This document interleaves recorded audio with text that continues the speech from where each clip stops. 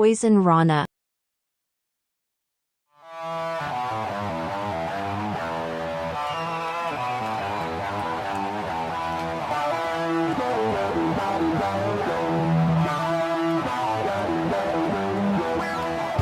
First time in a long time, but back like I never left. Taking each day as it comes, you know me, I don't read ahead. Watch me burn down everything, BDE on the TV set. When I'm in control on the road, you could never really know what's up next.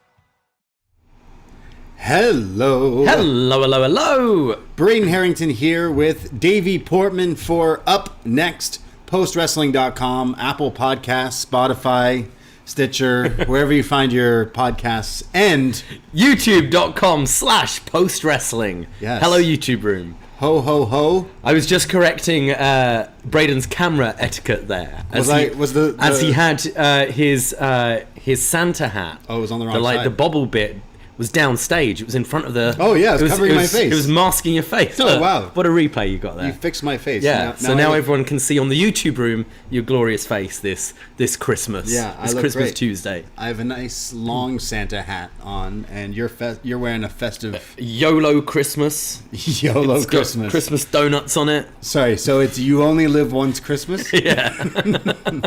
Great. It's awesome. I got it when the pandemic started a few years ago. When we weren't sure if there was. You only live once Christmas. Yeah, But fair enough. Here we are. Wow. Well, yes, welcome to upNXT. We are live on the Post Wrestling feed on the YouTube, and you're finding us wherever you found us. Hello. Happy holidays, wherever you may be, because the holidays are this week, and Christmas and all that fun stuff. So we're feeling very festive. You put the tree up. Got the tree up. I couldn't find the decorations. We do have a spinner belt. I have the John Cena spinner Christmas thing. belt replica thing. Yeah. But I did pick up some candy canes from work earlier. Nice. This guy just keeps on bringing us candy canes. I don't know anyone who actually really likes candy canes. It's fine, like crunched up, on a martini, like as the rimmer or whatever. But like this guy just every day is bringing boxes of candy canes. Work yeah, at the bar. Yeah. So I told the story about how I couldn't find the decorations, so they're like, please God, take some of these candy canes. Huh, yeah. I put one in like a mocha coffee the other day. I think that's probably the only good purpose of a candy cane, other than hanging it on a tree. Yeah. We have I got you a Baby Yoda ornament somewhere. It's somewhere in storage. Yeah, we have a few. We'll go hunting tomorrow. We need some more wrestling ones though. Yeah, for sure. We're going to talk about some NXT tonight because, of course, we are your NXT friends. We'll always be your NXT friends. We're on the road to New Year's Evil and also Vengeance Day. Yeah, I think for Shawn Michaels for Christmas, I'm gonna get him like a book when all the holidays land in the year, because we've got January 10th. Yes, is New Year's Evil. Right, 10 days up. That we do have an NXT show like at the beginning of January, like on the 3rd, and then Vengeance Day is the 2nd of February, right? When you could have done like the 11th, which would be closer. Yeah, bizarre. So weird. So yeah, because Vengeance Day, obviously the Valentine's Day theme. So a little too early. I don't think they know when their holidays are. Yeah, true. Well, we'll be covering both those shows on this feed when those shows happen to take place. But we're on the road to those shows. We got a lot to talk about. I would advise anyone who's a fan of us to check out Poison Rana on our own podcast feed, because we dropped a new episode just this past Sunday night. So go check that out, covering everything involving Mandy Rose. And we talked about Vince McMahon, Sasha Banks, and we had a guest. We had a nice woman's touch on the show with Xenia did that, who joined us and gave her thoughts specifically on the Mandy Rose stuff and the whole WWE release and all that stuff, which is pretty crazy considering a week ago we watched her lose the title and we were like, that was weird. And then who knew the storm to come the next before day. These tapings, exactly. So these are taped shows, right? The show we watched tonight was taped, and I think they taped... I think next week's as well. Okay. Least, yeah. I'm wondering if maybe they taped so far ahead that they realized New Year's Evil has to be on. Maybe perhaps. Maybe they taped 3. Yeah, true. I'm not entirely sure. I haven't looked at spoilers or anything. I don't read ahead. And I wouldn't say this actually felt like a taped show. Sometimes you can really tell. I thought this felt like a pretty normal NXT. Yeah, it did. So go check out all the shows that we have on there, including me and Jordan chatting all about nothing on the Detox, and a new show coming to the feed with B Detroit and John Siino this week, What Up Doe, I think on Friday. So come check that out. We're going to have some fun, and it'll be a free show as well. Also, tomorrow on the Poison Rana feed, we're going to have a Way Back Wednesday. We're going to re-release one of our early Patreon shows because we're getting festive and we want to give some gifts and presents. Yeah. We're going to be giving away our review from a few years ago of Santa's Sleigh, starring Bill Goldberg. This was really fun. We recorded this a few years ago. Ridiculous film, so we thought we'd put that out for free tomorrow. Yeah, so all these free shows over on the Poison Rana feed. Go check us out. We'll be taking a break this Sunday, but we are going to be releasing a kind of a little Christmas show this weekend. Just a little us talking about Christmas and stuff. So all the free shows out there. John Siino's going to be joining us on that one, and John Siino will also be releasing on Thursday Shot in the Dark, covering everything you might have missed in the world of wrestling, including this week Kenny Omega wrestling on Dark. Yeah. So you want to hear all about that match, check out John Siino Shot in the Dark, where he covers everything in the world of wrestling in 15 minutes or less. Yeah. Kenny on Dark? Does that mean I gotta watch Dark? I guess so. Yeah. We have a lot of free shows on our feed, and going into the new year, we're gonna have a lot of fun stuff going forward and great new content. So go follow us on all the socials at Poison Rana Pod. And you want to hear more because we did a show, but this one, I'm sorry, it's behind a paywall, and you'll understand why. Patreon.com/PoisonRana. We just did a review of Home Alone 2, Lost in New York, with John Pollock, where we talk all about Sticky Bandits, Pigeon Ladies, Donald Trump, Tim Curry, everything. And we did get a tweet earlier from Tony Khan's burner account. Right, yeah. At Tony Khan_burner. Yeah. Sure. Yeah. Saying, after the Way documentary, I am John Pollock's best work. Yeah. John Pollock and us going through Home Alone 2. And that's why you got to pay for it. Yeah. $5 a month gets you that show, plus all the other stuff, including our Top 5 Festive Moments show, which was all about the best Christmas moments in wrestling and talking about Attitude Era stuff, Tribute to the Troop stuff, all this stuff. So go check out that. You get access to everything, and it's a month. It's only $5. Go check it out and be a friend on the Patreon. And follow our new TikTok as well, because we've been playing around with that. You talked about the top 5 festive moments. I featured one of them in a little TikTok this week. We're learning. We're in our 30s. Millennials. We're starting to feel TikTok. Old and trying to work out this really kid trying. stuff. We're really trying. Yeah, we need to hit up Nikita Lyons for TikTok lessons, I guess. Or Zoey Stars. Yes. Yeah. Go follow us and all that stuff. We do a lot of podcasts, and especially around this time, lots of Christmas stuff. And we're going to be joining John and Way for the Best and Worst of show, which we can't wait. So lots of podcasts, and we appreciate you listening to us. You could be listening to any podcast where we talk about ridiculous things, and you somehow landed on us. Yeah. So thanks. Let's talk about some NXT. I mean, kind of before we do, we did mention the Mandy Rose stuff on our show on Sunday, and we definitely covered a lot of ground. Rightfully so, with her being released right after dropping the title, really rushed, it seemed, and then gone. And then, of course, the story comes out that, well, it's because of her own fan site and her own content and nude photos, this and that. I'd say the most updated story is Mandy Rose's manager over on TMZ is reporting that she's now made $500,000 on her fan site.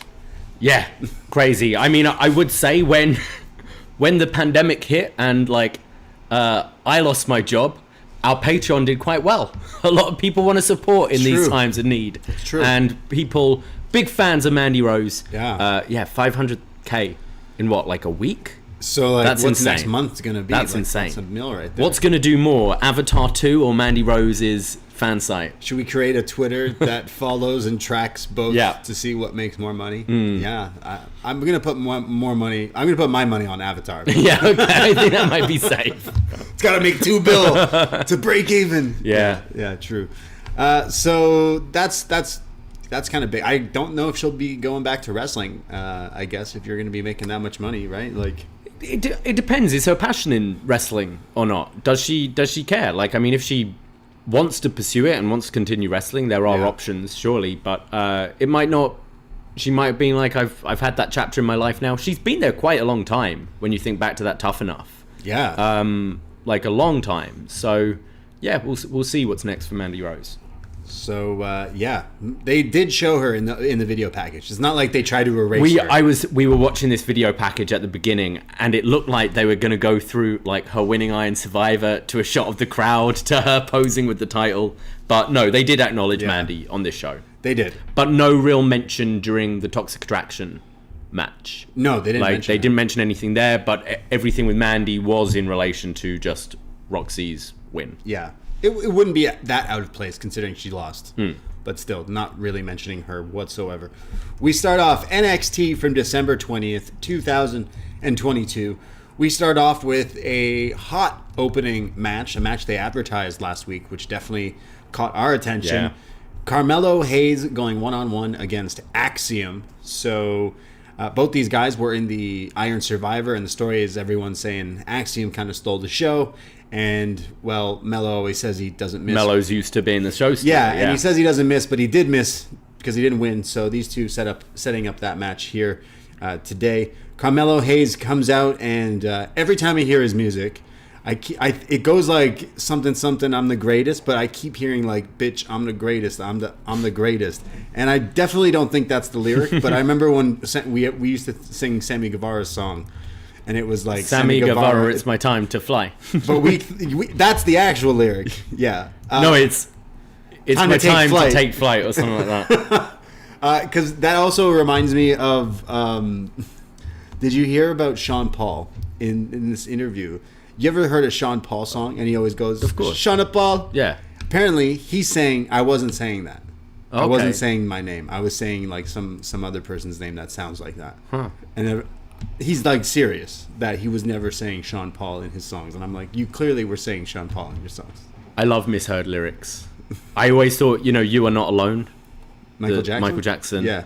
I thought it was, "I can hear your prayers. Burgers are the best." Nice. I don't know what it actually is, but big fan of burgers. I was People like, burgers are right. Mess up the Blink-182 song, like I wore cologne to get the feeling right, but everyone thinks I walk alone to get the feeling right. Works both ways, sort of, but yeah. Because I'm the greatest, ain't no hating, I'm the best here, I'm the best here. You want your shot? Well, I guess you wait till next year. Next year. Yeah. Nice. That's the actual lyric? That's the lyrics. I already forgot. But I like it. It's still a banger. I love that song. Axiom makes his entrance like a superhero yet again. And these two square off. Carmelo Hayes and Axiom both are very fast and like countering each other's moves here, back and forth with like up downs and roll throughs. Eventually Axiom hits a pretty sweet looking Northern Lights suplex. There's then a picture in picture where there's like flying clothesline from Carmelo Hayes, his like classic springboard clothesline. It's just beautiful. He keeps going for this armbar, and then there's back and forth crucifix bomb pin from Axiom for a 2 count. They then get up and start hitting strikes, and then there's a spot where Axiom like does a kip up, but while he kips up, he's just welcomed by the pump kick from Melo, which just was great timing here. And then like the satellite facebuster, but Axiom kicks out. Axiom gets him in a triangle hold, and Melo counters this with a huge power bomb. He was like just crushing him here, and the ref doesn't count it.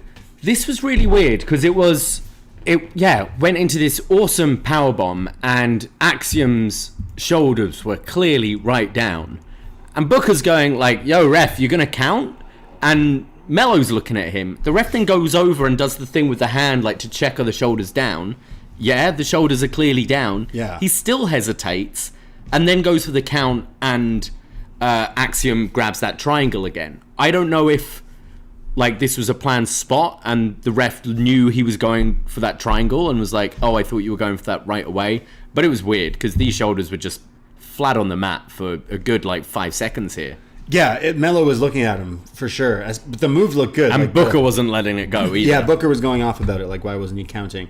Both are back up. They're fighting on the top rope here, using each other to balance when Axiom hits this like avalanche, but like standing position off the top rope. Hurricane Rana. Yeah, crazy. Which was just crazy. Very high up there. But Melo kicks out of it. When the ref's not looking, Trick slams Axiom just like head first into the mat, allowing a distraction and a code breaker from Melo, followed up by nothing but net. And 1, 2, 3, Carmelo Hayes gets his victory. Yeah, great match as you'd expect from these two. I think both this year have been like Melo rarely misses, and Axiom I'd say the same for recently. No, like, Melo don't miss. Melo don't miss. Yeah, I thought this was great. I thought the win kind of protected Axiom. There was a lot of like the tearing at the mask, and obviously you had Trick here, so it protects him moving forwards. I definitely see kind of Axiom Wesley down the line, maybe in the North American title picture. But Melo needed to win this, as I definitely see him as a true contender for Braun. So I thought this was the right result. But great opener here between these two. Yeah, really back and forth. Like they match their styles really well. I love A-Kid Axiom. I love his wrestling. He's a good fix of high flying meets like really technical and like submissions and stuff that.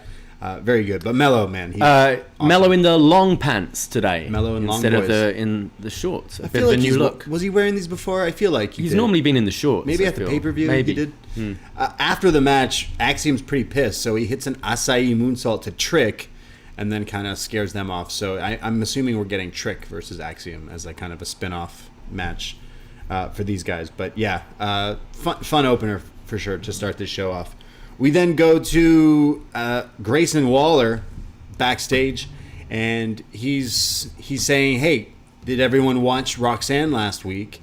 Call out her shot and get her title match on the spot and win the title. Why should I have to wait? So I'm doing the same thing. I'm calling out Braun Breaker tonight for the NXT Championship. And Mackenzie mentions to Waller, well, actually, you know very well that Braun is actually not here tonight because he's out doing promo and press for Vengeance Day. And Waller says, it doesn't matter if he's here or not. I'm going to be waiting. I'm going to be waiting for this title match, and he's a coward if he doesn't show up here tonight. So Grayson Waller doing his best Hangman CM Punk. I mean, it was more doing the CM Punk Hangman. It was more the Javier Barnell like the other week where he's like, I know he's not there, so I'm calling him out. So he's saying, Braun, get here. Also, NXT, they don't tour. They only work one night a week. Why would you schedule the Vengeance Day presser the one day you have your show going on with your champion? Seems a bit dumb. At 8 p.m. They're like, we got a show right now at this time. But hey, maybe it's because they were taping. And Braun was busy during the day. But yeah, still pretty funny. So Waller says he's going to be waiting tonight. By the end of the show, he will be NXT champion. He also then went on Twitter during the commercial break. Braun, he said, "Hey Braun, where are you? You're the only bitch I have to chase," is what he said on Twitter. His words. So we go backstage now, and we see Tony D'Angelo and Stax. And Tony D gets off the phone and mentions that it's confirmed he has a North American title shot against Wesley. And he tells Stax to go and tell Dijak that he's got to wait in line because I'm got the shot first. And Stax is like, oh, okay. And he's like, right now? Yeah. No, tomorrow. Yeah, right now. Doing his best Home Alone impression. No, tomorrow. Joe Pesci. Yeah. So Stax goes, okay, and runs off because he has to go confront Dijak to do Tony's dirty work. And then Waller shows up and still just calling Braun looking for Braun. Yeah, basically saying, have you seen Braun? No, no one has because he's a coward. And these two kind of have history kind of going back, so kind of showing a little history there. But I've been enjoying Tony D and Stax's chemistry, actually. I thought Stax was very funny tonight.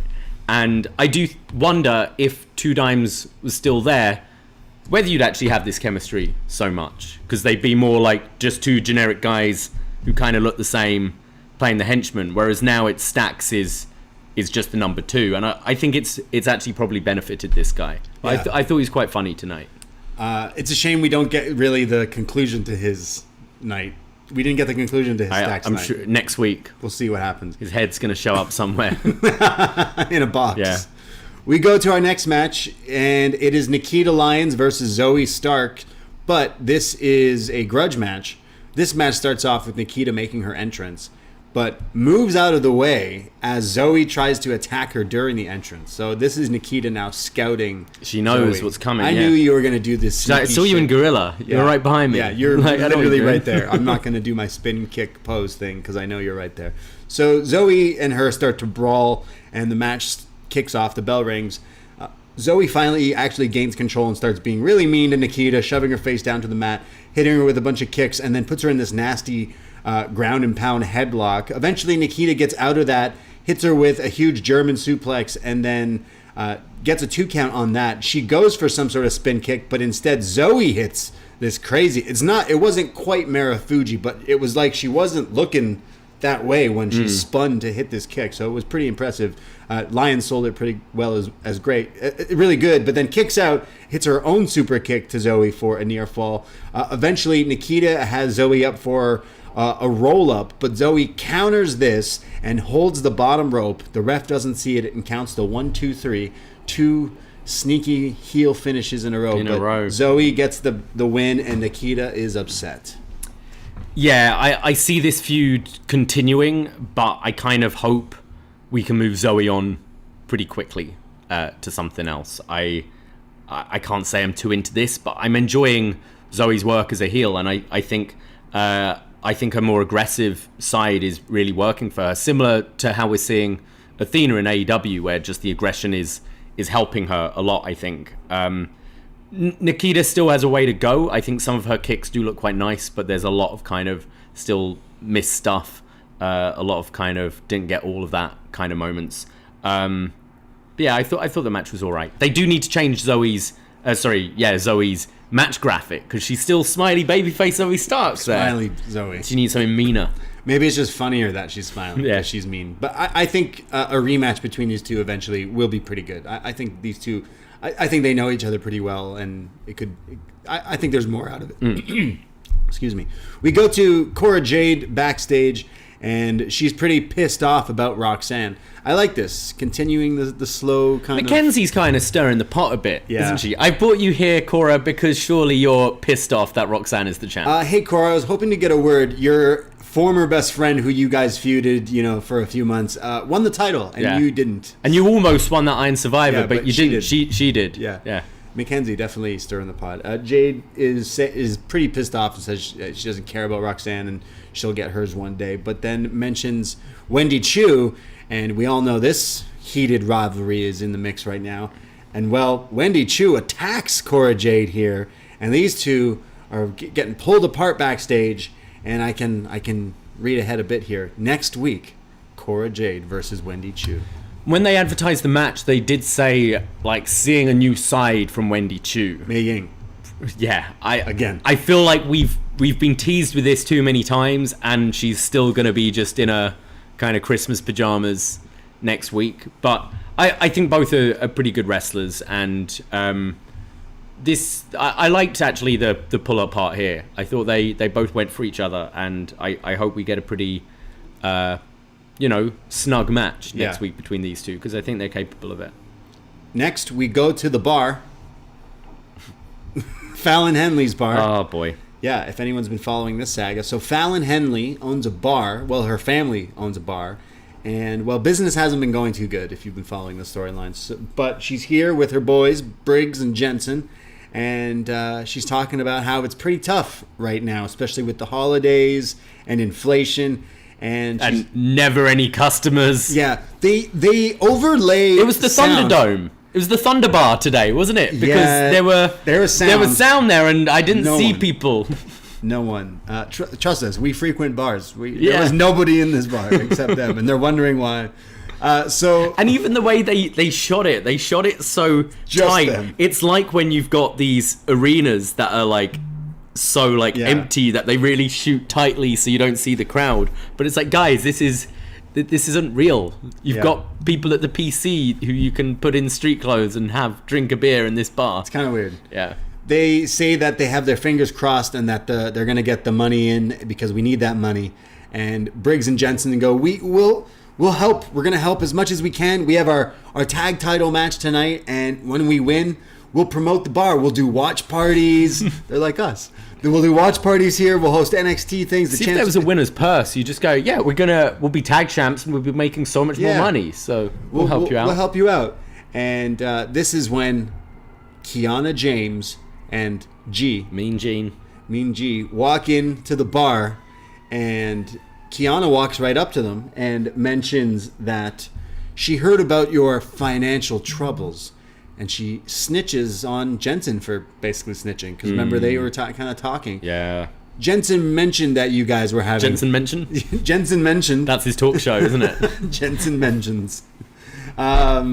She says that Jensen mentioned you guys were in trouble, so I went and investigated and talked to my people, and the bank explained to me the troubles your bar was in. So you guys owe thousands in commercial and escrow and all this shit I don't understand.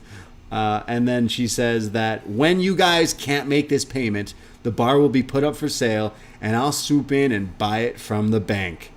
So she'd already cleared a lot of the debts, Kiana herself as well. But now that puts them in her debt. Right. And that she's going to buy this bar. And then they basically say, how about we have... It's basically, we knew what this was. As soon as they mentioned the bar months ago, we were like, they're going to have a match where the bar's on the line. And look, wouldn't you know it, the bar is on the line. So next week, the challenge is laid out. The winner of the match between Fallon Henley and Kiana James walks out owning the bar. Damn. As Kiana walks off and Fallon says, "You're a real bitch." Look, I know they're gonna... The plan is for Kiana to turn these into condos, right? Of course, naturally. I'd prefer to see Kiana's cabana.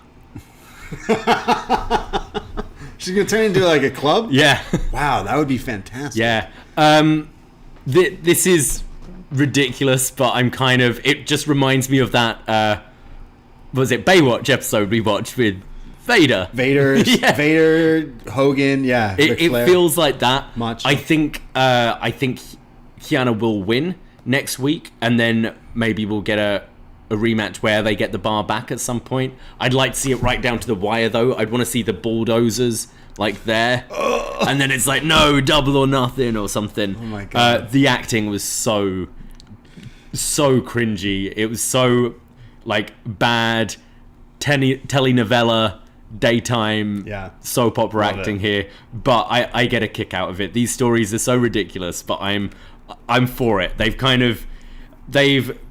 beaten me into submission with some of these things. And Chase You, Fallon's bar, I'm here. Yeah, I agree. Like we've stuck by it for so long that it's like now it's just I like it now. Yeah. Even though I know what it is. You know, you can see it from the outside looking in. But we've been saying like this is what the stipulation needs to be when it eventually happens. Needs to be the bar. It's better you need stakes on the line. I am the bar. Yeah. Yeah. So next week, bar on the line.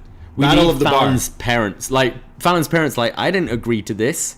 We've been talking to some investors. What the fuck do you mean? What do you mean? If you lose a match, we give up our bar. Fallon, come on. Well, Mom, Dad, they said that they would just buy it for a lot of money. Well, then sell it to her for a lot of money. We don't have money. That's what they should do. Yeah. Clearly, they're not good at booking the bar.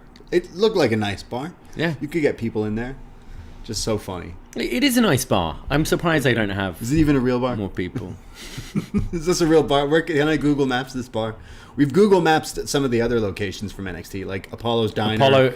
The restaurant Io and Zoey went to have sushi at. I found that place. We find a lot of these places, but the bar.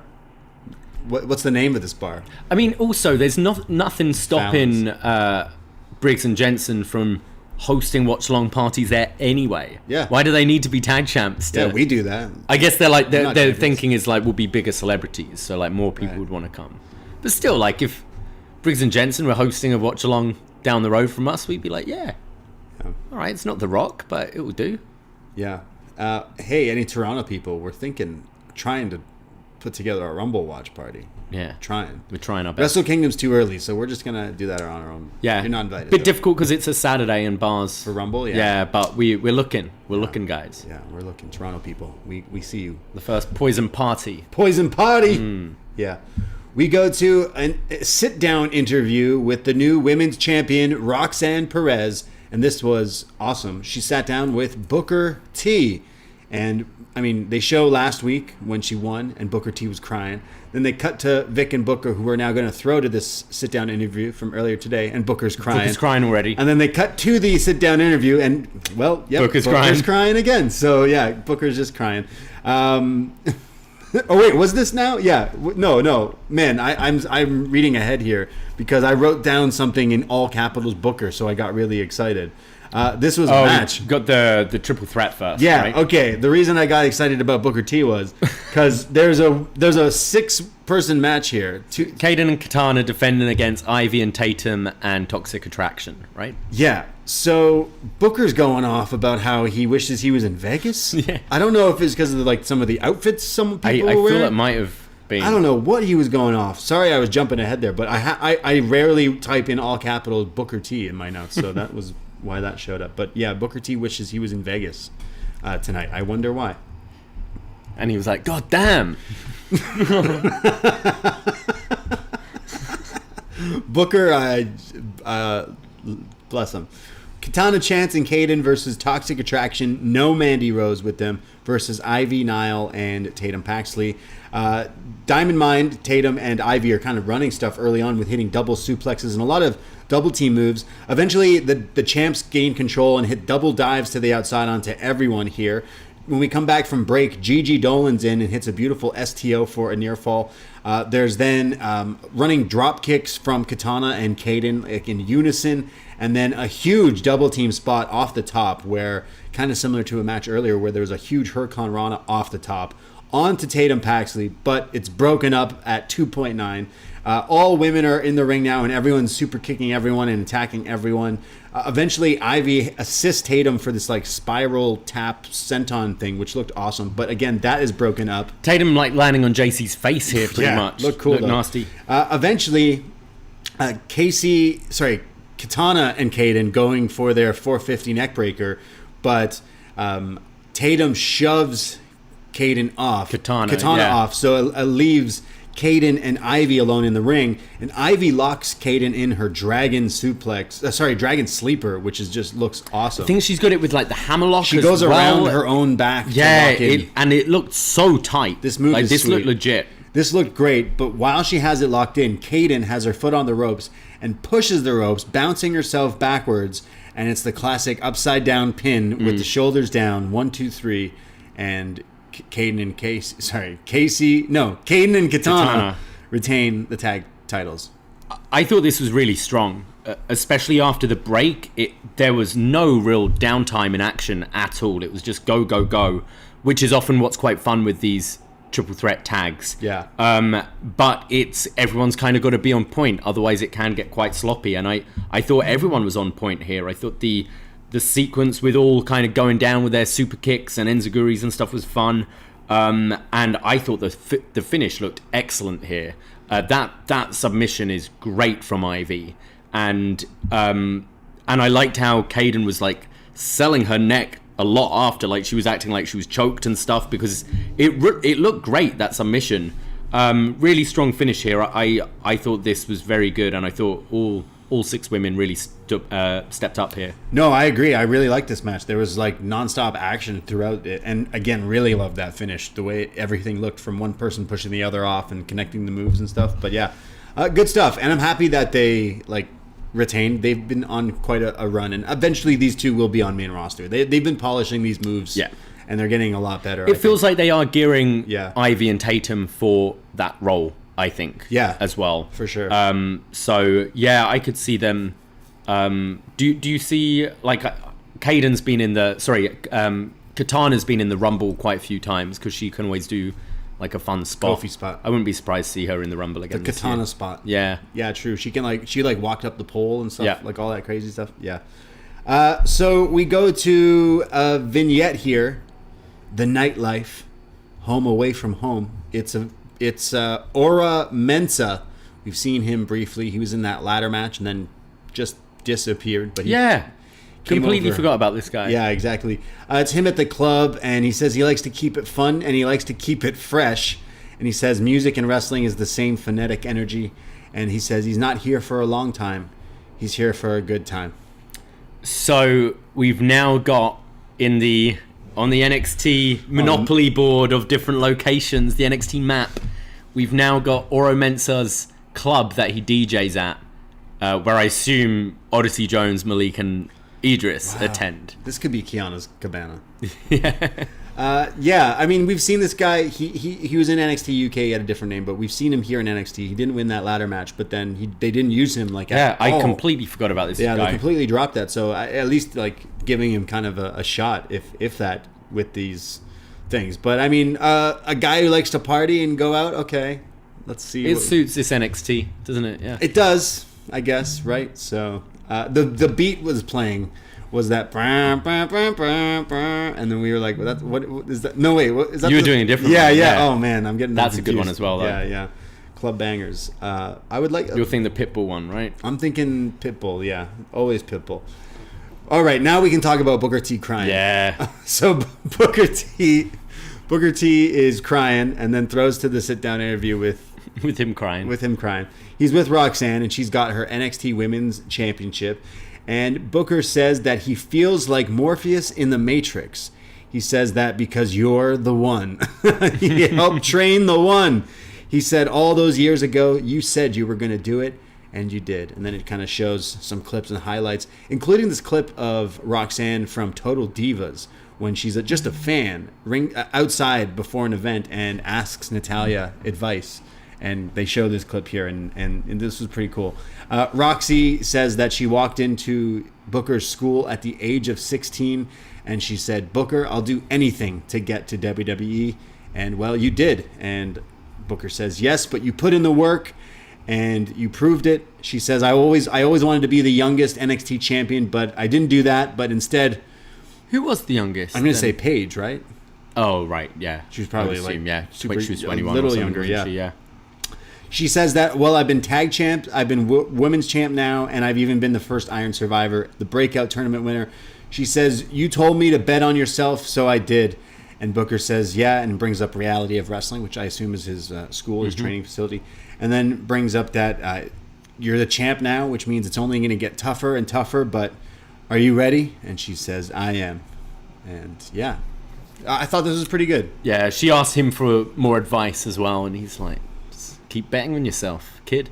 I thought this was awesome. We're at a time now where these young wrestlers, like, everything is on camera these days. Everything's on camera phones and things. So it's so easy now. You're a fan since you were a kid.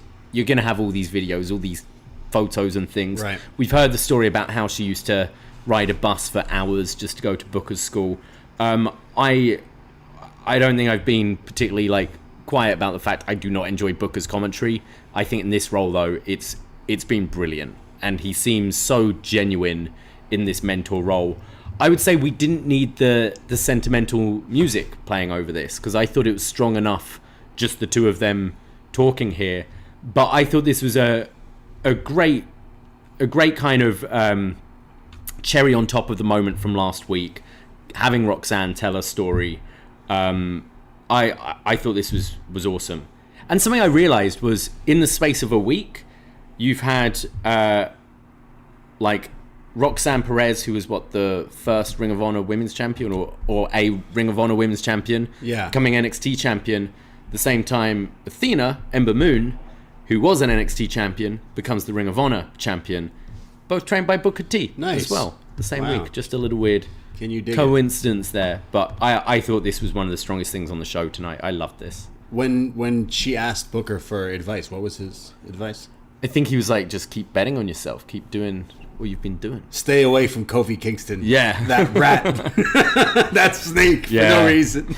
I think they're setting up for something big. We'll talk about Booker and Kofi Kingston later, but I think that's pretty funny. But yeah, I love Booker sitting down here with Roxanne. It felt genuine. And you're seeing these pictures of Roxanne, like, when she's like training 8. kid. Yeah, no, but like super young, holding up a championship. Yeah, she's got her braces and so glasses funny. and everything. Yeah, it's great, man. I think she's such a great natural baby face. You can completely see that Booker has seen something in this girl For sure. for years and believes she's going to be the one. I could see her being big stuff on the main roster one day. Yeah, me Because too. you can kind of do this story again. You kind of need to capitalize on her while she is young Right. if you want to tell that story on the main roster. And I mean, she's great, so She is. It could work. Are you ready for Apollo? Apollo comes out looking pretty fly, decked in all black. He says, I want to come out here, first of all, to congratulate Roxanne Perez for winning the NXT Women's Championship. And then he says, but I came back to NXT for the NXT title, and I didn't get it. But he says, just because I didn't win this past week at the Deadline show doesn't mean I won't be champion. And I still have come back here to NXT for this title, for this energy, for this crowd. I'm still in title contention, and Vengeance Day is still in my sights. When Carmelo Hayes music hits, and out comes Mello and says, bitch, I'm the greatest. No, he says, look, Apollo, you nice, but you may think you got it all, but the one thing you don't got is me. So if you think you're next in line for a title shot, you better get behind me, or else I'll have to put another future Hall of Famer in the list of jerseys in the rafters. Kind of mentioning a lot of other his gimmick of retiring you. Yep. Essentially. Cruz says, "Wow, hey Mello, I expected a lot more from you. You know, especially from what I've seen. And this is all you got." Well, he goes, "Carmelo, you run your mouth a lot and you say you're the best, but don't forget that there's always somebody better than you out there." And then mocks Mello and says, "And I am, I am." So, yeah, it looks like we're setting up for Apollo Crews versus Carmelo Hayes. In one of those kind of, I guess, unofficial number one contenders matches. Yeah, sounds great. I think you've needed to separate Mello from this North American division after failing to win that. I think you do need a couple of wins over kind of credible people first. Because I've never liked it when you've seen someone lose the North American Championship and it's like, well, now I'm going to go for the bigger title right away. It's like, well, you just lost a lesser title in a way. So yeah. This makes sense. I think the match could be really good. As I said, Mello rarely misses. Apollo Crews, they have bungled his character a bit in NXT, but he can go in the ring. He's great. So yeah, this kind of has my attention and will bridge the gap before, I assume, Mello and Braun. I assume this is somewhat of a number one contenders match. Mello gains the win over him, and then going forward to Vengeance Day. That is the and match. This will be New Year's Evil, I assume? New Year's Evil, these two. Yeah. Yeah. Oh, yeah, absolutely. Yeah. And you know what? That'll be a good match. And I thought Apollo sounded good here. He did. He needed to, after that loss, he needed to come out and kind of have a good promo, and I thought he had it here. Yeah. He didn't have any visions tonight, unfortunately. We go backstage and we see the New Day, and Xavier Woods is definitely just putting little... He always did this on SmackDown with the New Day stuff, where they're always like inserting weird little like throwaway things, like right before they're being interrupted, if you listen closely. And if you were listening closely, Xavier Woods hit Kofi Kingston with this great little tidbit of knowledge that I'll repeat for you here. He said to Kofi, "Isn't it crazy that the number of people older than you will never increase?" Whoa. Mind blown. In come Pretty Deadly.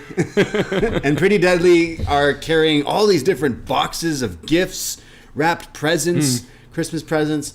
And they say, here it is. Here's all the stuff you asked for. And, well, it's apparent that the New Day have now, since they gave Briggs and Jensen a title shot for pledging the allegiance, which Pretty Deadly could not do, they've now got a Christmas list. And if Pretty Deadly can get them everything on that Christmas list, they'll give Pretty Deadly a title shot. So they go, "Did you get us everything we wanted?" "Yes." "Okay, well, what about those Ahmed Johnson shoulder pads from his run from Legion of Doom?" They go, yeah, we got them. They're here. "Okay, cool. What about Santino's Cobra?" "Yep, we got that here too." "Okay, cool. What about Nail's prison outfit?" And Pretty Deadly go, "Look, we couldn't get that. I think he's probably still in jail." And that got a reaction from me. They're like, wait, so you're not going to go to a prison to You're get not it? going to get it for us? Well, then, like, you didn't get us everything, therefore, why should we give you the title shot? But basically, we're getting a title rematch between these two. But I could not believe that we got a Ahmed Johnson and Nails Zed reference. I thought this was really funny. Yeah. Reminds me of that. There's a task on The Apprentice every year where they get given a list of all these items they have to buy and get them for the cheapest price and get them to the boardroom. Right. It's like that with this. You know who they needed to hit up? Top Dollar. Oh, AJ for all Francis, the Hidden Treasures show he did. That's true. To like try and get them. Where can we all get these Ahmed things. Johnson's shoulder I am pads? trying to track down the nails. That would be a great hidden. Was it Hidden Treasures? Was that what it was Hidden called? Treasures. Pretty Deadly, just looking for Nails' prison outfit. I think Pretty Deadly would be great hosts of Yeah. that show. I also just really like New Day and Pretty Deadly hanging out.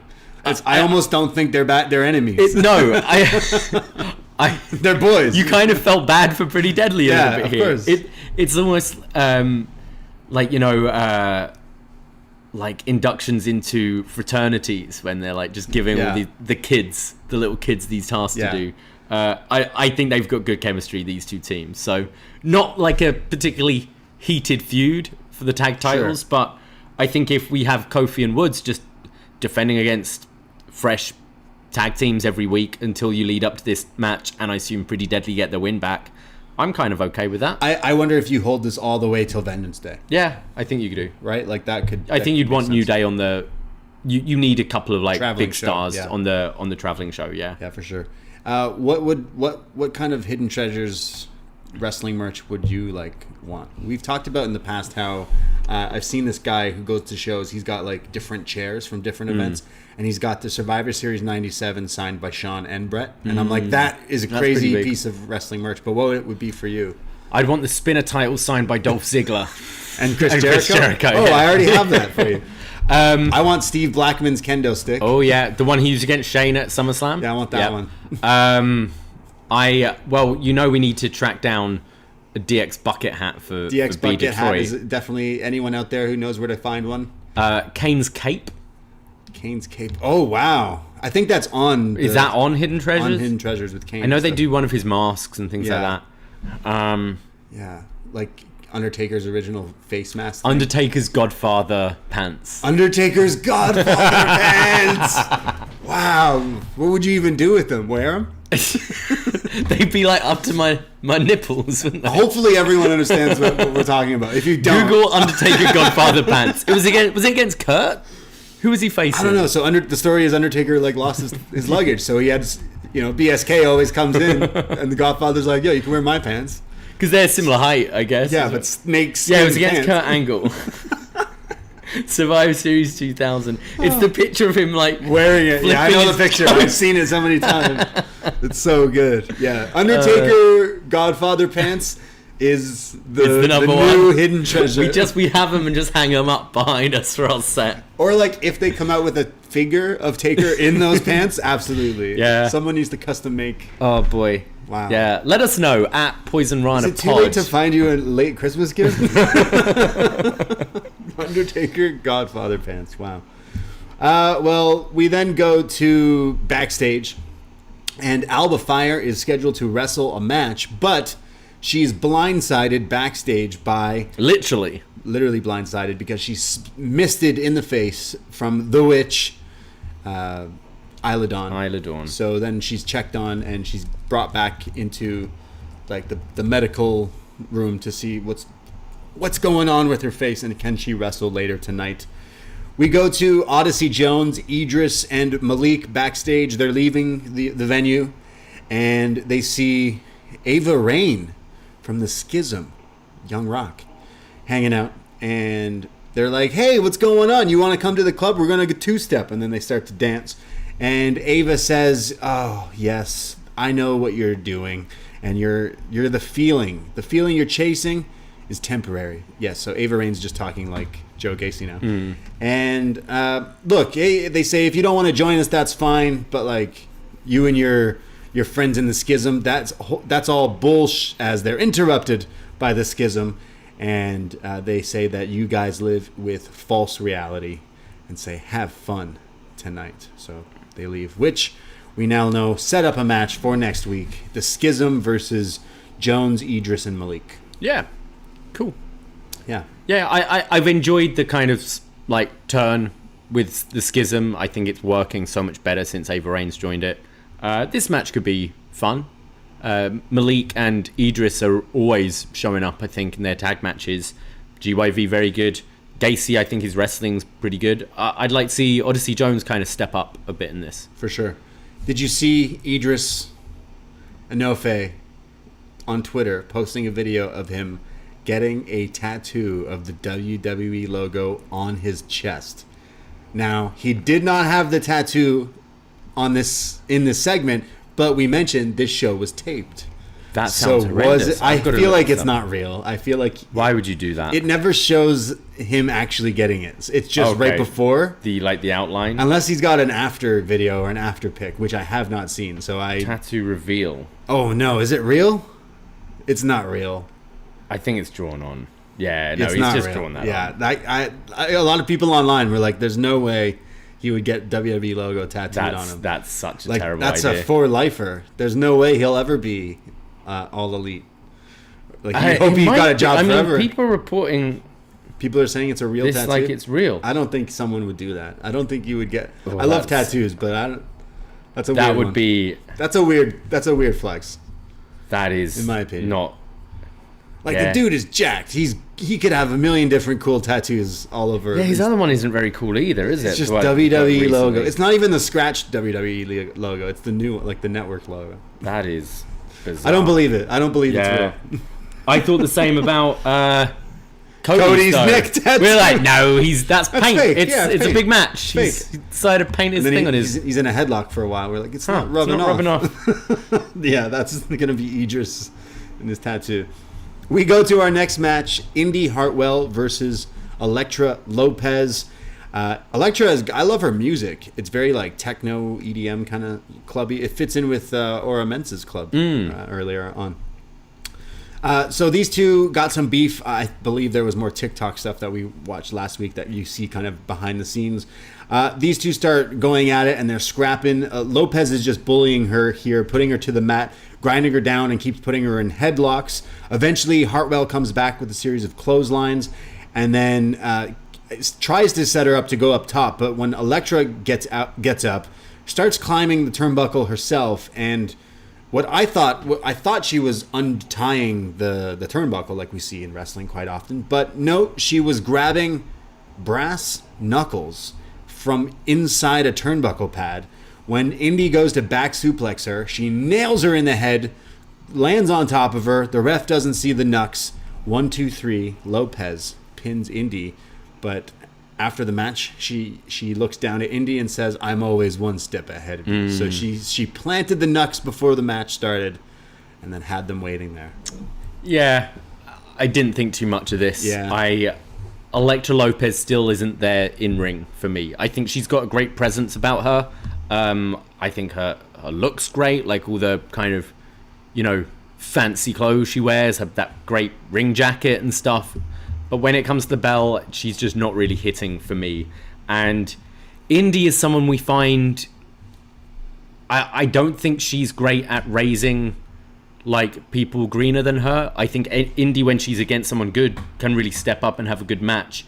But she almost performs to the level of who she's facing, I think, which has meant since really the Dexter stuff and the Way stuff kind of finished, she's just been in this weird stop-start, floating around, sometimes having good matches, sometimes having pretty bad matches, and I can't say I'm really on board with her. Yeah, I feel like Indi should just be up with the Way and that Dexter stuff. Like, that Dexter stuff got over for both sake, like for both of them. I know Dexter's busy losing to The Miz on Raw, and I mean, hey, we used to talk about a one Bronson Reed. Oh, we pouring one in? Yeah, we used to do this thing where we pour one out for people who, either get released from WWE NXT or move up to main roster when we lose someone in NXT. But really, we got to pour it back in because Jonah Rock is back. Yeah, apparently on Raw. So that's all right. I'm not surprised he's coming back. I kind of expected him there a bit earlier. The reaction was very quiet. But what do you expect? Yeah, people don't know who he is really. Like it's not. It's a very dedicated fan base that watch NXT, and that's not just today. That's always kind of been the case. Yeah. So people aren't, unless you debut someone night after Mania or something like that. You could have just gave him a few vignettes, and you weren't expecting him to I come think out so, there, and yeah. it's kind of Triple H doing that thing that Tony Khan's been doing debuts for the sake of doing debuts, whereas I think a Bronson Reed is someone you can build up over a few weeks with the vignettes, show his stuff from NXT. Yeah, I'm happy for it. I like him, and I think he's good, and could be something on the main roster. Yeah. Yeah. Pour one out for the mighty don't kneel. Where's Ciampa? He's injured. Is he injured? He was hurt, yeah. Okay. Yeah, he was hurt. We go to Wes Lee, the North American champion, backstage. He's with Mackenzie, and he mentions that he is a fighting champion. And yes, he did agree to the match with Tony D'Angelo, and he can't wait to put that all behind him. And says, after I beat Tony, I'm going to move on. And I'm going to beat the biggest mouth in NXT to the biggest baddie, meaning Dijak. He says that Tony's going to try to take this title, but after he fails, I'm going to have Dijak lurking. And then he references Hard Justice, this whole Dijak Terminator thing. So, yeah, he's basically letting us know, hey, when I beat Tony D'Angelo, I'll face Dijak. I'm going to call it now. Dijak costs Tony next week, and then you have the singles match. Tony costs Dijak, and then we're probably having a triple threat at New Year's Evil. Yeah, that makes the most sense. Yeah. Some Hard Justice. Hard Justice. Great TNA pay-per-view. Hard Justice. Maybe that's Dijak's just favorite pay-per-view series that he's like, I'm going to use that as my catchphrase. Oh, we also had Alba Fire being cleared, right? They're like, hey, you probably shouldn't wrestle. And she's like, no, I'm going to wrestle. So she turned Irish as well, did she? Yeah. Sorry, yeah. The other one's Irish. Sorry, yeah. Happy St. Andrew's Day, everybody. Happy Burns Night? When's that? Burns Night's next month. Shit. We'll definitely do something for Haggis? that. We've got to get our haggis on. Yeah.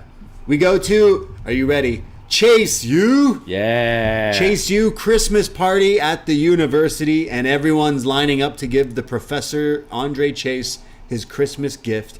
And we see Thea gives Andre Chase a brand new sweater. It's exactly the same sweater he wears every day. Anyways, the red Chase U sweater. Well, they get, you wash it a few times and stuff. You need more of the same. Exactly. And then someone walks in the line, gives Andre a fruitcake. And Andre just... Scott He here. says, fruitcake? I hate fruitcake. Don't you know I'm allergic to fruitcake? And you see other people on the line who also have fruitcake are like, and they like run away and disperse. Was there a deal at Sobeys or whatever it was? What do they have down there? Publix? Yeah. Down in Orlando? Yeah. I mean, I agree with Andre Chase. What fruitcake is so, like? Why is that such a thing? I like fruitcake, but I'd be mad if 10 people bought me fruitcake. Yeah, but you like fruitcake? Have you ever bought a? Do you remember that time we hosted Christmas and 4 people brought brownies and none of them... Nobody ate any brownies? No, none of them were of the good kind. Right. It's like 4 stoners bought just regular brownies to our Christmas dinner. We're like, what are you doing? Hash fruitcake might be better, but fruitcake is like definitely... You hate raisins though, don't you? Yeah, raisins fucking suck. I don't mind a fruitcake, but I can't say I'd be thrilled with it as a present. Yeah. Well, some of the other people here like realize, well, I can't give Professor Chase this fruitcake. But in line is Duke Hudson, who's in line, and he realizes I can't give my shitty... I don't even think he had a gift. He didn't. He forgot. He thought it was on Thursday. Right. He said. So he talks to this one guy and says, hey, I heard the office in the university asking for you. Something about your like your scholarship not getting covered this semester. You better go talk to them. I'll hold this for you and wait in line for you. And the guy says, oh, thanks, Duke, and then runs off. And then Duke goes up to Mr. Chase and says, I got you this gift. And it's a plaque that says #1 Professor. And he's like, what do you get for the man who has everything? A plaque that says #1 Professor. And then Andre Chase is just so heart-struck by this. He loves this. He says, bring it in, and everyone hugs. And it's a Chase U Christmas. There's a great shot of Duke Hudson's at the face very after. end. Oh my god. This is brilliant. Like, honestly, it's so stupid. Yeah. And it's one of those things where if it was other people in these roles who are maybe, not quite as good performers or good actors at it, this could be so shit. I find it so entertaining every week. This is now kind of the first glimpse of, okay, Duke Hudson is still a bit of that. There's still that cheeky scumbag in him. Yeah. But is he doing it out of a genuine love for Andre Chase, or is he taking down Chase U from within? His facial... I thought Duke was fantastic here. His look at the end is like the end of Thriller with Michael Jackson's face. Yeah. Like, So fun. Like, go and watch this thing. So ridiculous. Maybe I'm on my... I was listening to John. John Pollock loves this Chase U said stuff. it. Like, yo, look. It's the most consistent thing going on in NXT right now, I'd say. Like, it's just every week, these segments are just so entertaining. We say it every week that it's like the NXT equivalent of the Bloodline Sami Zayn. Yeah. It's just a little different with Duke, like being very snaky with them. But here, definitely stealing another student's gift. I mean, this kid's gonna surely rat on him and be like, "Yo, that was my gift." That's right. RYN in the chat's reminding us. He says, "Oh, the principal wants you," and he's like, "Principal, don't you mean Dean?" He's like, "Oh, yeah, the Dean. Still the Australian Yeah, my stuff rubbing Australian. off on me." Yeah. This is hilarious. The end shot of his face. Oh, it's so definitely funny. Had me laughing. We go backstage and we see Briggs and Jensen and Fallon, who are getting ready for their tag team title match coming up, the main event. And they mention that they're going to win tonight, and when they're champions, they're going to help save the bar. And then when it's announced that next week is in fact the battle for the bar of the bar, battle for the bar next week. Jensen rocking a very nice Bam Bam Terry Gordy, yeah, love that. I think we glossed over Isla Dawn attacking Alba Fire's hand. Alba had a match with Sol Ruka. Oh, did I fly? Is that coming up? Oh, yeah, no. No, that was just before Chase U. Sorry. Sol Ruka was supposed to go one-on-one with Alba Fire. I love the transition for Sol Ruka's entrance.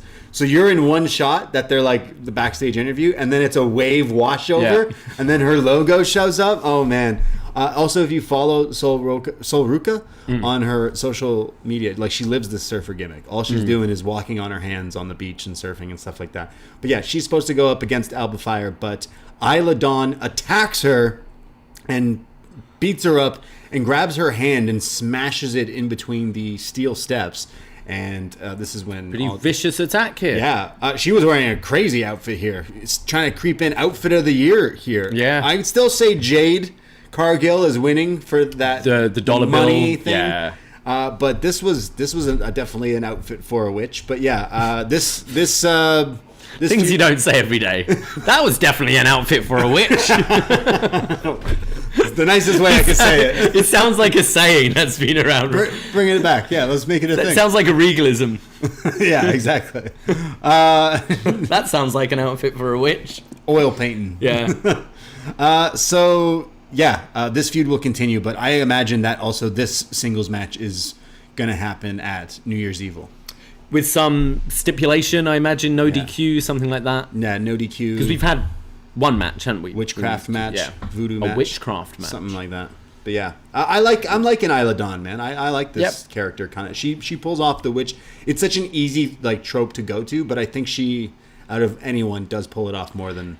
They kind of did the Bray Wyatt thing after, where her voice was like laughing over and over again, and they were flickering the lights, like she's doing witchy things. Witchy stuff, because you know why? She's a witch. That's right. We go to Drew Gulak backstage. Sorry, not backstage. In like his training facility, in his school, I guess. And he's wrestling with some guy, and he's teaching him how to do drop downs and arm bars and stuff. When Hank Walker walks into the area and says, "Hey, I'm sorry to interrupt, Mr. Drew Gulak." And he's like, "Oh, just call me Drew." And he says, "Hey, I just want to talk to you. I'm sorry for interrupting you, but I want to get better at this. So I want some advice if you have any to offer me." And Drew says, "Well, you know what? Actually, next week in the ring on NXT, I'm going to have a seminar, and I want you to show up. I don't want you to take part. I just want you to show up and observe next week." And Hank says, "All right, I can do that." And he says, "All right, I'll see you there. Sounds good." So, yeah, Hank wanting to kind of get some wrestling knowledge and advice. I like it. I thought Drew actually sounded very natural here. You can tell this is what he does. Like he trains there, right? Yeah. You can tell he seemed very natural in this role. And I like Hank, whose character is, he's He's the security guard. He's been in the PC, but he hasn't been good enough, but kind of lucked his way into this contract. Then he's like, no, I want to wrestle. It works with this Charlie Dempsey story going on. Yeah, I hope Charlie's there next week. I hope he's in the seminar. Yeah. So we kind of see, like, it's kind of like Karate Kid, where Walker's watching the dojo, like, oh shit, that's what these guys do? Yeah. Well, I don't know if I can do that. Yeah, I like it. Yeah. By next year, Hank will be fucking jacked. Yeah. Call him Hank Gunther. Because this Hank guy's going to be Sabre Jr. He's Hank going to be... Sabre Jr. Anything could happen. If you get trained by Drew Gulak and William Regal, he's probably back. He's probably there. Training him. Can't wait. I like the Gulak being here. I like Gulak. Me too. I'm genuinely interested in the whole Charlie Dempsey thing. And the story with Hank has been pretty fun. So kind of intertwining this is pretty interesting. We go to our... is this our main event of the match? Not really. One of our tag matches here, the tag team title match. Briggs and Jensen going up against the champions, The New Day. So these two got the title match because they could pledge the allegiance. So they got this one. And they deserved it, I guess. Yeah, they did. America. Booker T starts off when the New Day are making their entrance and says, hey, I just want to congratulate the New Day for ending Pretty Deadly's greatest runs, one of the greatest runs in NXT history. Just like starts pretends he's about to say something nice. It's so funny that he's a Pretty Deadly guy. He says it's all thanks to New Day for ruining one of the best runs in NXT history, and Pretty Deadly should be the champions, and this is a travesty. Just starts ripping Kofi and Xavier Woods yet again. This is all setting up for Booker versus Kofi or something. I don't know. It's got to. Booker was wrestling again recently, I think. Yeah? So, maybe he's getting ready. As I said last week, I could see him maybe doing a Rumble spot with Kofi, perhaps, but they're really hitting it over the head. He gets nasty about them. Yeah, he's mean. But it's so I think I wonder if you do a... Yeah, it feels like sure. it. Wonder if a tag match or Booker versus Kofi. I see maybe more a tag match. Booker and Bad Bunny versus the New Day at WrestleMania. Okay. Or I don't know, where Stevie is I don't know. I can't see Stevie Ray. No.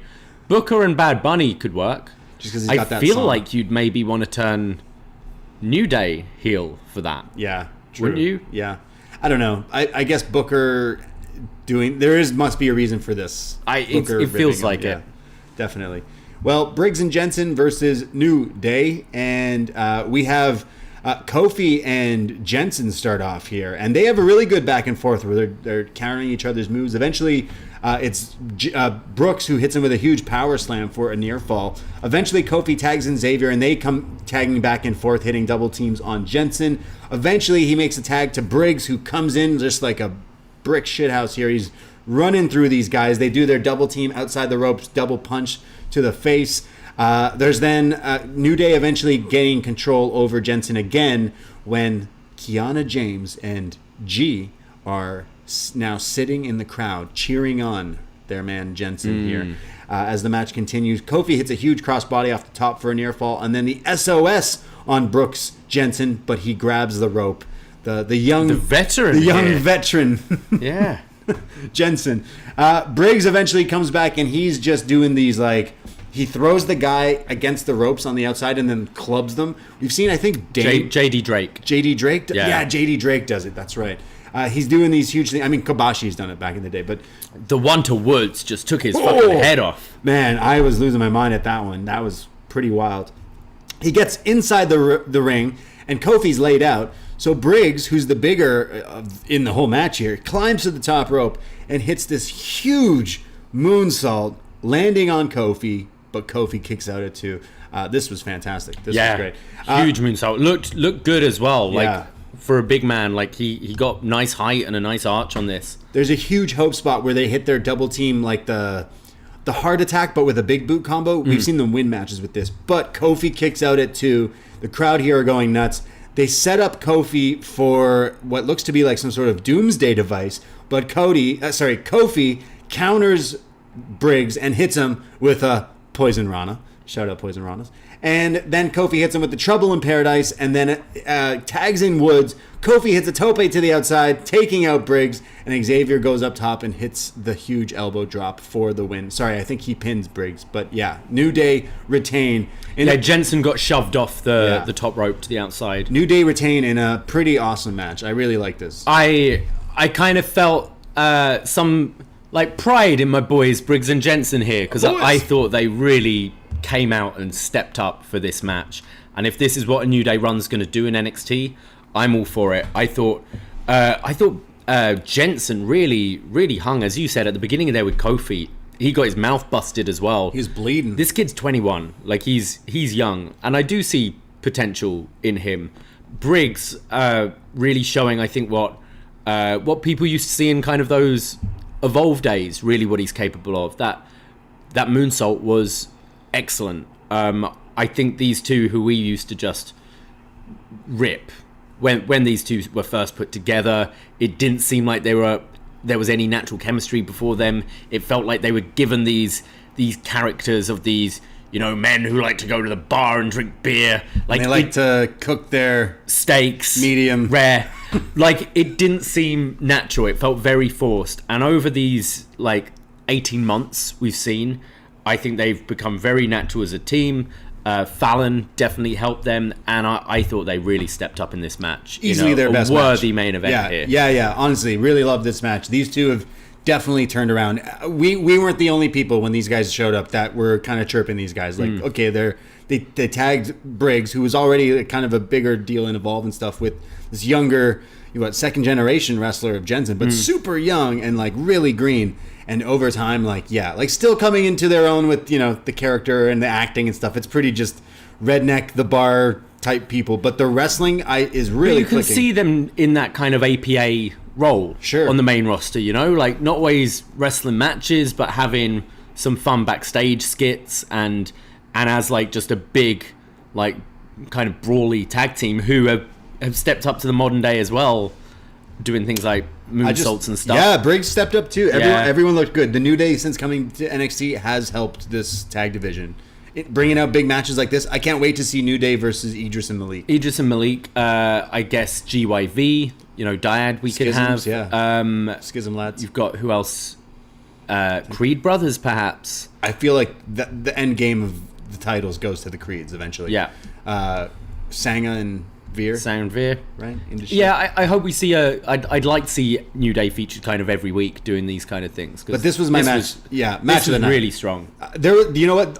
I thought a lot of all the matches tonight, really, except maybe the Indi Elektra Lopez one. No, I'd say this was my match of the night, and which is saying something, because you had, Carmelo and Axiom on this show. Exactly. The three-way, the triple threat women's tag. I thought they really stepped up. I was impressed. Yeah, I'm excited, and I do want to see Booker in the Rumble. I need Kofi in the Rumble. He has announced he is in the Rumble. He's kind of said because he botched his Kofi spot last year, so he's gonna. That's a lot of pressure. Man, I What's can't he coming imagine up with? the pressure, but I can't wait. Yeah, we go to Stacks backstage. If you remember, Tony told him to go talk shit to Dijak. Yeah.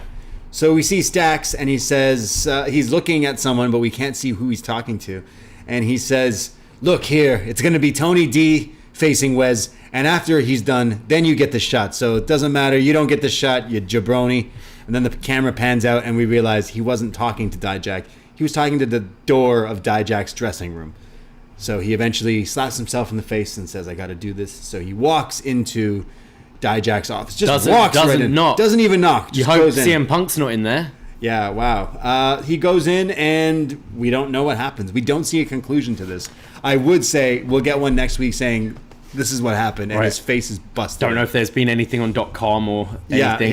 He's going to be dead. Stacks is dead. Yeah. I thought he was very funny here. Yeah. I enjoy Stacks. When it didn't show who he was talking to, I was like, oh, he's clearly talking to a mirror or something, trying to hype himself up. I thought he was going to do this thing, pan see the door there, and then Dijak's actually behind him and has heard the whole thing or something like that. Throws him through the door. Yeah. Would have been pretty great too. We get another video for the countdown on New Year's Evil, and mysterious blonde woman, and it says coming soon, no resolutions needed. The voice didn't necessarily sound like Tiffany, but no, I think it was maybe just a generic voiceover, but I assume this is Tiffany Stratton. Yeah, me too. Can't wait. We see Ivy, Niles, Tatum, Paxley, and Diamond Mine. Maybe it's Roderick Strong. Like, we haven't seen him for a while. It was a blonde woman. Yeah, maybe. I mean, he's been away for a while. in that wheelchair. Whatever he's been doing there. Where is Roderick Strong? He needs to be hanging out with Gulak and Charlie Dempsey. Yeah, 100%. Yeah. Ivy, Tatum, and Diamond Mine, meaning Julius and Brutus, are in the parking lot. They should be careful. When they're asked about a tough loss tonight, and they say, but it's fine. You know, we take a loss, and we made great strides tonight. And this is when Veer and Sangha show up and say, hey, it looks like you two guys are clear. Am I hearing that right? You're cleared? That means we can fight. And Julius says, yeah, well, next week I have a one-on-one match with J.D. McDonough, and I'll show you what I'm going to do to him is exactly what we'll do to you. And after I beat him, we can have our match. So I assume that's also at New Year's Evil. Sounds good. Julius and JD. Yeah, hell yeah. For sure. Next week is JD versus Julius. The battle for the bar, Kiana and Fallon. Jade versus Wendy Chu. And a 6-man Schism versus Idris Jones and Malik. Cool. So yeah, pretty stacked. Oh, is Tony D and Wes Tony as D well. and Wes for the North American. Yeah. Our main event kind of segment, angle here. We see Grayson Waller, who's been calling out Braun Breaker all night, running back and forth in between segments, calling out Braun and saying Braun is a coward for not showing up, even though he's doing press, quote unquote.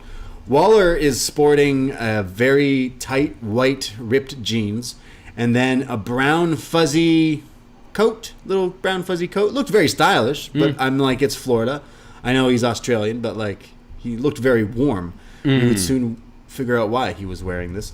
He then says, Braun, where are you at? You are a coward. And everyone knows that I am the biggest star here in NXT, and not anyone can touch me. Not here, not there, not a man nor woman, not NXT, not main roster. No one can do what I can do. And Braun, I know they say you got that dog in him, but it doesn't matter. I'm going to beat you and become new NXT champion. When the camera cuts backstage in the parking lot, we know it. The black Dodge Charger shows up. Braun Breaker. Braun Breaker shows up. He gets out the car. He's got the title on. He walks through the hall like Goldberg. You can just hear the crowd doing the Braun. What's his equivalent? The dog barks, I guess, instead of Goldberg. It's just the dogs. Yeah. Braun walks out. The music Breaker. hits. Yeah, fair enough, yeah. Braun walks out, very Goldberg-esque, through the hallway, out through Gorilla, walks down the ramp, runs into the ring, and spears Grayson Waller. But Braun doesn't get up. Grayson Waller, however, does get up, stands up to his feet, and unzips his brown fuzzy jacket to reveal a metal-plated safety vest. It's the Goldberg Bret Hart Grayson spot. Hart. The Back to the Future 3, the Fistful of Dollars. 2022 really has been the year of Bret Hart tributes, hasn't it? It really has. There was a real resurgence this year. Yeah, like we all know the original angle, but especially because Braun is Goldberg. He's got the tattoo. He says he's his favorite wrestler. He does his moves and stuff. I thought this was quite good, and actually, I thought Waller seemed a bit more legitimate this week. He was like less cheesy lines and was a bit more aggressively calling out Braun and getting the upper hand on him here. I think he came out this show looking more credible than he was the week before. I don't see him taking this title from Braun, but I thought they did. It was a better build for this than, say, some of the stuff we had going into Deadline. Like, already this is better than the Apollo Brute. I think Grayson's on quite a nice track at the moment of being a top heel here. Yeah, he grabs the microphone as Braun is just laying there knocked out and has the vest on and like the metal part underneath it, and then says, "See, Braun, I outsmarted you, and at New Year's Evil, I'm taking the title." I thought you're right, this is the most legit he's looked ever, and doing this classic spot. Obviously, A, big fan of Fistful of Dollars, B, big fan of Back to the Future 3, check out our review a few weeks ago, and obviously the Goldberg Bret Hart spot. It was great, and it definitely gets me excited to see Braun now gonna absolutely rip this guy's head off at this show. That's what I imagine this match is, by the way. And you'll have probably some sort of cheat spot from Waller, which is the hope spot. You're like, oh, he's going to get him again. Right. Or whatever. Yeah. No, really like this. It's pretty funny referencing all those other stuff, but great stuff best stuff from Waller for sure, because he didn't just sound like a dork. He just actually seemed like a villain, like a legitimate, like... And having him stand in the ring, like, no, come on, fight me, because you Yeah. expected him to be mouthing off, and then Exactly. him to come and just scarf Shout up. out Braun selling it. Like, I love watching it. You ever watch the Goldberg one back? I Yeah. watched that one a bunch, where he hits his head and it's, and it's the same thing. Like, you can enter a Simpsons sound effect into that, no problem. And he just drops. But yeah, that was NXT this week. I thought it was a great episode this week. Yeah, Really strong. Honestly, it was. Like, I call me crazy, love my wrestling for wrestling, and it had really good wrestling on this show. Like, all those tag matches were really good. Loved the women's 6-man. I loved the Jensen and Briggs versus New Day. That was just really good tag team wrestling. And outside the ring, with Booker sitting down with Roxanne, kind of really getting over the fact, like, she's this young, champion who finally dethroned that. They didn't even really mention the Mandy Rose title reign, but like they legitimized her as well. I feel sometimes as well, we watch this show, and I think AEW can be guilty of this sometimes as well, where we watch a segment and we go, cool, but what's the match? Right. And I felt every segment in this progressed the stories forward. You had, Battle for the Bar, that's being advanced. Seeing a bit of the kind of nasty side from Duke Hudson poking out again, advancing that story. Cora, Jade, Wendy, Chu, that's advanced. I thought Roxanne looked legit as a champion, and this Waller Braun thing as well. I thought a really solid top to bottom episode this week. Yeah, no, I really liked it, and next week sounds good too. We got the sparring session with Drew Gulak, the Schism 6-man, and JD McDonough, Julius Creed definitely has And the my North interest. American title. Yeah, sounds pretty good. So that's what we thought of NXT this week. Let's see if there was any feedback to see what you guys thought. Join the Poison Rana Facebook page. There's a page you can like, but it leads you to the Poison Rana group, which will let you join, and we post up feedback in there. And, we share funny memes and stuff time to time as well. But I'm going to read here from Sean, who writes in, who says, damn good show tonight. The level of the wrestling has really picked up lately, with at least 3 great matches tonight, including a banger of a tag title match between New Day and Briggs and Jensen. Really love the New Day's tenure in NXT is really going to pay dividends to the tag division long term. All the backstage segments, vignettes, and promos were spot on tonight, including a great video between Roxanne and Booker, and a surprisingly good promo from Apollo, and ending with a great Waller doing the Bret Hart Goldberg spot. Maybe Waller won't be such a pushover after all. Yeah. And we go to Cameron, who says, solid show. Loved the New Day match. Already freshens up the tag division. Really brought out the best in Briggs and Jensen. Need to see Melo and Axiom at a big event tonight. Felt like a taster of what could be a 5-star match. New Year's Evil has already had a better build than Deadline did. Waller feels so much more credible as a contender than Cruz did. Hope you guys are well. As always, glad to be a part of the Poison Rana family. Take care. I believe Cameron signed up to Family Patreon tier last week. I think he was awesome, saying. Cameron. So thank you, Cameron. Let us know what you want to talk about. Yeah. Hey, thanks guys for writing in, and thanks guys for listening to us talk all about NXT. We were pretty high up on this week's episode. Next week's is taped again. Maybe they'll have the same magic, some Christmas holiday magic. So we will be back next Tuesday night after NXT. We'll be live here on the Post Wrestling feed on the YouTube and all that stuff. You want to hear more of us? Yes, the Poison Rana podcast feed, the YouTube feed. Go check it out. We got so many free shows up there. Detox, What Up Do's coming out, all the stuff we talked about. Mandy Rose, we talked about the Bloodline, we talked about Gunther and Brock possibly fighting. We talked everything on Poison Rana this week, so go check that out as well. But if you do want to hear more, patreon.com/upnext.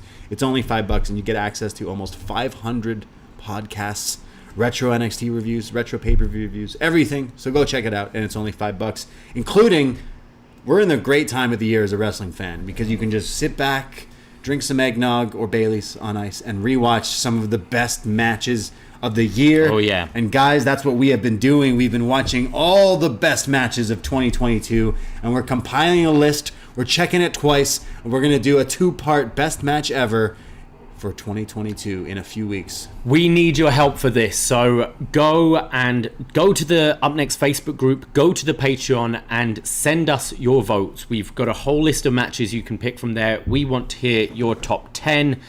It doesn't matter if you haven't seen every match on that list or if you can only put together a top 5.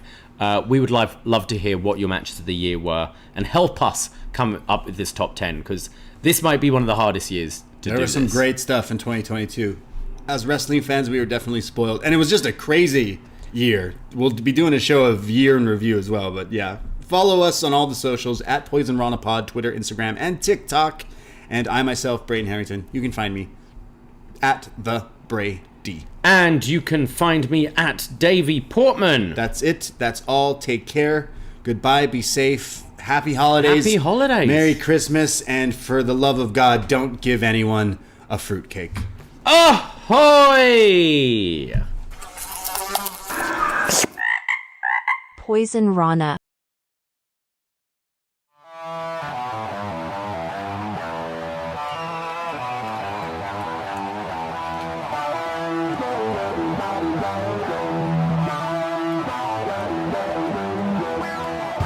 First time in a long time, but back like I never left. Taking each day as it comes, you know me, I don't read ahead. Watch me burn down everything, BDE on the TV set. When I'm in control on the road, you can never really know what's up next.